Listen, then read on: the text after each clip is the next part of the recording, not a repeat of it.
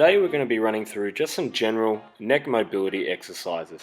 Now none of these exercises are very hard, they're more to encourage movement in acute injuries such as first rib sprains, cervical facet joint sprains, which people commonly know as sleeping wrong on your pillow.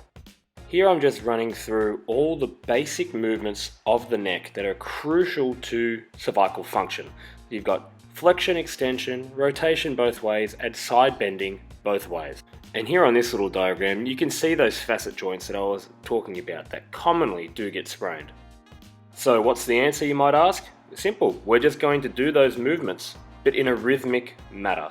Now here's the trick, is that yes, you could yank your head back as far as possible, and actually that may cause pain at the moment. That's not what we're trying to do. What we're trying to do is work in pain-free movement.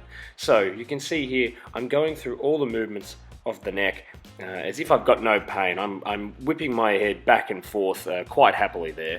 But you can see that there's really not that much to this movement. It really is just the basic movements of the spine, taking the joint through its natural ranges of motion, or what it has available at the moment, and building on it slowly. Again, you're not trying to push around further, but you'll find that as you gently move the joint through pain-free motion, it almost acts like a bit of a lubricant for the joint too. If you find one motion is a bit sorer than the other, feel free to do more of that movement. There's no hard and fast number for these. I go for about 20 in each direction, but whatever you find most comfortable.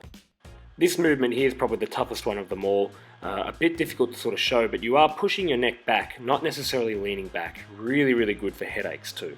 And like we said, if that's your full range of motion normally, but you can only get to there at this point because of pain, then that's where you stop. You work in a comfortable rhythm. You're not trying to force it, you're not trying to create pain.